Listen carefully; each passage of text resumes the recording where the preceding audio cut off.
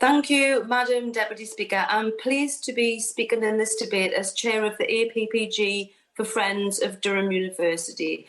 And to be clear, I support freedom of speech.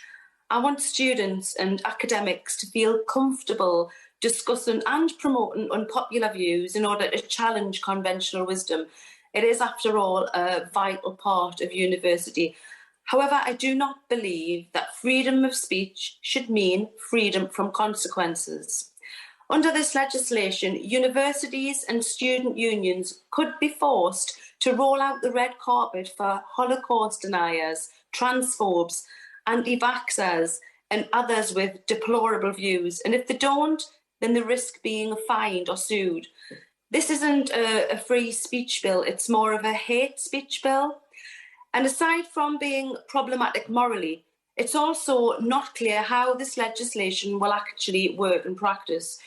Durham University have told me that they still don't know how it will fit in with their existing duties. For example, the university subscribes to the IHRA definition of anti-Semitism, but now could be compelled to host Holocaust deniers or face sanctions. Alternatively, speech around gender identity that might be allowed under this legislation could at the same time be in violation of the university's policies on equality and trans rights. The university could therefore potentially be forced to break its own codes of conduct that are designed to protect staff and student welfare or face fines. This is clearly wrong. And does this legislation supersede universities' duties under the Education Act, Prevent and Employment Law?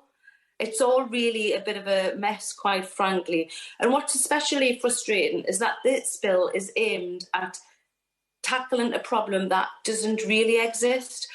While Tories love to decry the so-called cancel culture at our universities, a study of 10,000 university speaker events found that just 6 were cancelled. As we've just heard from the member from Coventry North West, 4 of them were for incorrect paperwork, 1 to upgrade to a bigger venue, and 1 was a pyramid scheme. The words moral panic come to mind.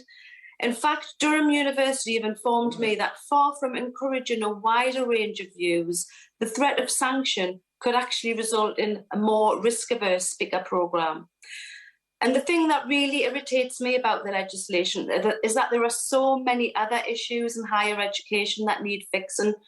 Freedom of speech is threatened less by woke and more by insecure work and limited funding. And students are concerned about the cost of rent, tuition fees, levels of sexual harassment and so much more. So where's the legislation to address these issues? This bill shows that the government is more concerned with stirring up a culture war than addressing the real problems in society. And it's only going to make life harder for students and staff in Durham who are already overburdened by introducing more bureaucracy into education. It's just the latest example of the government's twisted priorities. So, Madam Deputy Speaker, I'll finish by saying to the government, stop playing politics, scrap this bill, and introduce some measures that will actually improve higher education. Thank you.